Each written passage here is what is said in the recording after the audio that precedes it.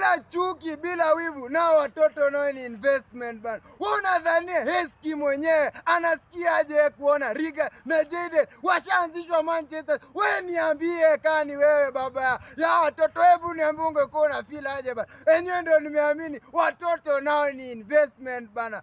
Sasa mnashindwa mkiuliza kwani Heskey alikuwa na Heskey alishaichezea Liverpool. Kwa wale mafans wa zamani wa Liverpool wanajua Heskey ni nani hapo forward bana. Mafans wa Aston Villa wanajua Heskey ni kunuka nini, striker wa Premier League bana. Mimi nashinda nikikwambia bana, enyewe ndio nimeamini yani aje enyewe watoto ni investment bana. Wewe unataka kuniambia Jayden na Regan baba yake sasa pali yako, unadhani anaambia nini hawa watoto bana? Hiyo kitu yenyewe imenibamba bana. Sasa yenyewe nimeamini ni watoto nao ni investment.